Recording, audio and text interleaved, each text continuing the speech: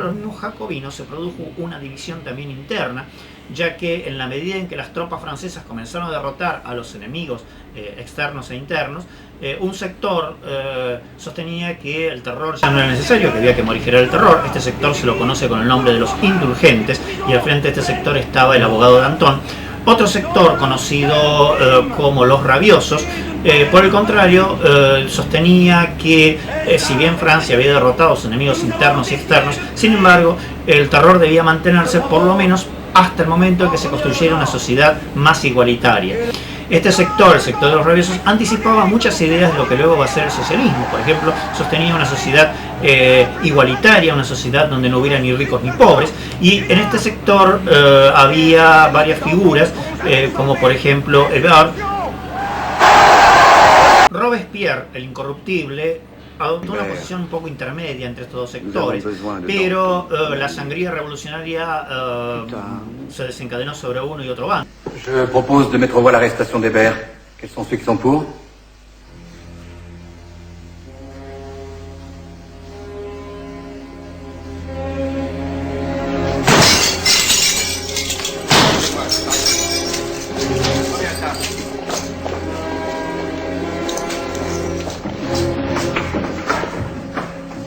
Qu'est-ce que c'est? Doyen Hébert? Oui, quoi? Vous êtes en état d'arrestation. Sur ordre de qui?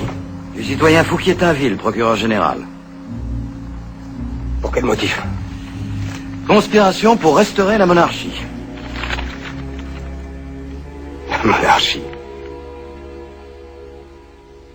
Lo primero fue el turno de los rabiosos. Los rabiosos parece que intentaron una especie de movimiento revolucionario que les salió mal. El caso es que los dirigentes rabiosos fueron condenados a la guillotina. Luego se produjo la disputa entre el sector de Robespierre y el sector de los indulgentes, dirigido por Danton. El caso es que dentro de los mismos jacobinos se produjo una sangría interna que prácticamente diezmó a sus principales dirigentes. En realidad, concretamente, la caída de los moderados se debió a un escándalo de un fraude vinculado con una compañía, que era la Compañía de las Indias, de modo que, en realidad, las principales acusaciones versaban sobre la corrupción de los moderados. La historiografía del siglo XIX ha contrapuesto las figuras de Danton y de Robespierre, y los historiadores han tomado partido por uno o por otro. Danton era un hombre muy, podríamos decir, sensual, en tanto le gustaba la buena comida, le gustaban también, podríamos decir, los placeres carnales, porque tras la muerte de su primera esposa volvió a unirse con una jovencita que tenía unos 16, 17 años, una adolescente. Los historiadores que están a favor de Danton cuestionaban el temperamento de Robespierre, ese temperamento bastante frío, ese temperamento que hacía mucho hincapié en la virtud, ese temperamento bastante espartano, que luego vamos a ver en el líder también de la Revolución Rusa, en el caso de Lenin. Y los que cuestionan a Danton y se ponen del lado de Robespierre, por lo tanto, han sostenido que Danton era bastante corrupto. La verdad es que Danton tenía muchas deudas, tenía unos dineros que no se podían justificar muy bien. Aparentemente en algún momento parece ser que la corona le pagó algunas deudas de Danton en un intento por salvar de la guillotina al rey. Lo cierto es que la posición de Danton durante el proceso a Luis XVI era una posición bastante vacilante, a pesar de que terminó votando a favor de la condena a muerte. Danton, por último, tuvo una actitud ambigua con respecto a los girondinos, a quienes parece que en algún momento trató inclusive de salvar.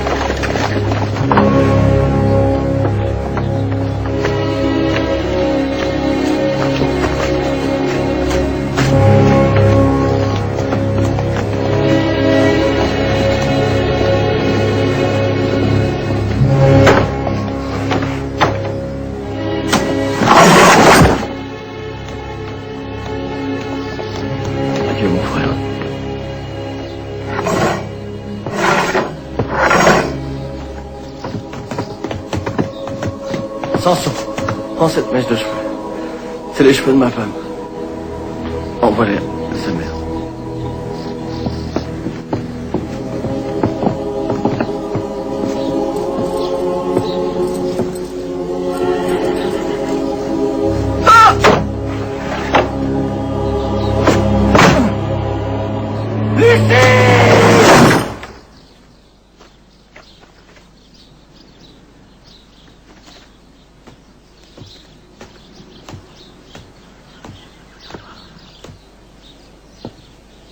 Tu montreras ma tête au peuple. Elle en vaut la peine.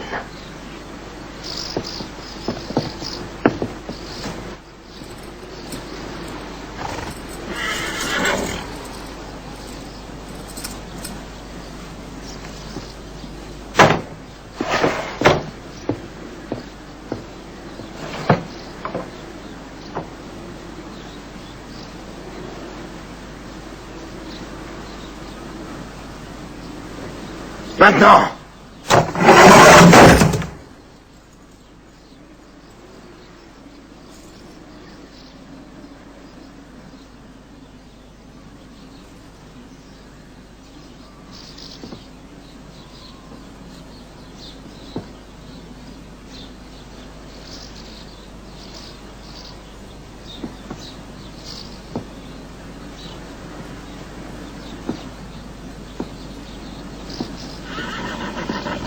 Este fue el momento justamente en que la burguesía, que había visto todos estos sucesos con muy poca simpatía, lo de los precios máximos, el control estatal acentuado sobre la economía, no le gustaba a los sectores burgueses. Bueno, este fue el momento en que la burguesía aprovechó para moverse dentro de la convención. Recordemos que si bien estaba a la izquierda y una derecha, había un llano, un pantano, donde estaban los diputados que no se alineaban ni uno del otro. Bueno, este llano, este pantano que había sobrevivido primero a la legislativa y luego a la convención, fue el que se movió contra Robespierre.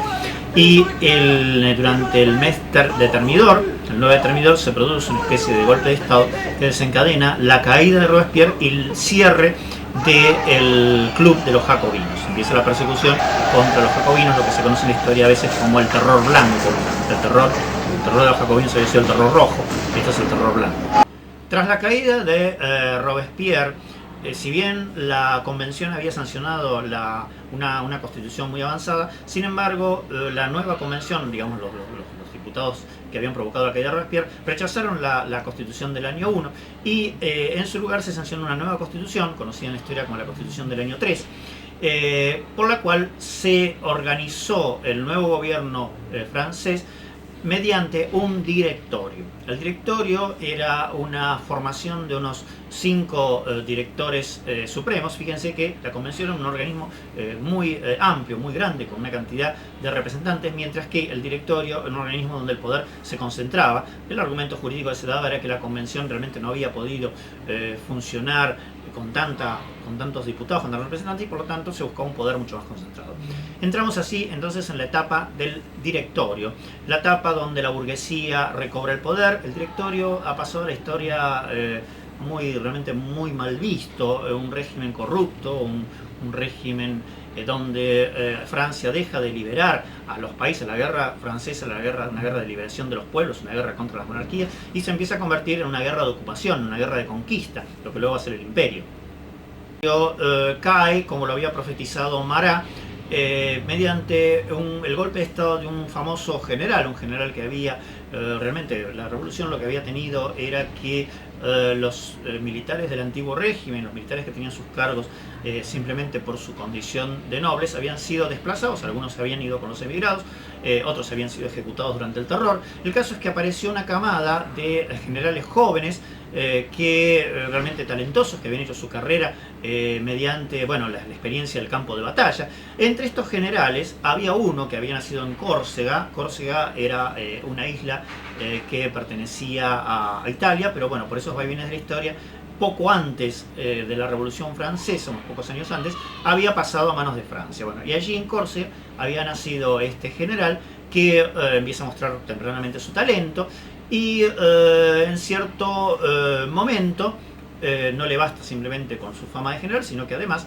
decide, tenía ambiciones políticas, y el caso es que organiza un golpe de Estado con la complicidad de dos de los directores supremos dentro del mismo gobierno. El mismo gobierno tan corrupto que dentro del mismo gobierno hubo directores que conspiraron con este general contra el directorio, y se produce entonces el 18 de Brumario de 1799 un golpe de Estado donde este joven general va a traer como consecuencia la disolución del directorio y la proclamación de un nuevo órgano de gobierno que va a ser el consulado, con 3 cónsules en principio, este general con sus 2 cómplices, pero poco a poco este general va a ir acumulando el poder, lo va a ir personalizando, se va a convertir en cónsul vitalicio y finalmente en emperador en 1804. Hablamos de Napoleón Bonaparte. Napoleón Bonaparte fue prácticamente el final de la revolución que había sido una revolución igualitaria, una revolución que aspiraba a la libertad y a la igualdad. Con Napoleón Bonaparte pierde por completo el rumbo. De hecho, inclusive hasta la expresión República Francesa, que figuraba en las monedas, en los símbolos, desaparece a partir del momento en que aparece el imperio con Napoleón Bonaparte. Napoleón además crea una nueva aristocracia que prácticamente sustituye a la aristocracia del antiguo régimen, una aristocracia de sus familiares, sus parientes, los generales que se habían enriquecido y engrandecido durante las guerras de la revolución, y además Francia se convierte en un imperio, se convierte en una potencia que domina una gran parte de Europa. Sin embargo, los recalcitrantes aristócratas emigrados se negaban a reconocer a Napoleón como emperador, para ellos era un usurpador, y continuaron alentando las coaliciones contra Francia, así se conoce en la historia.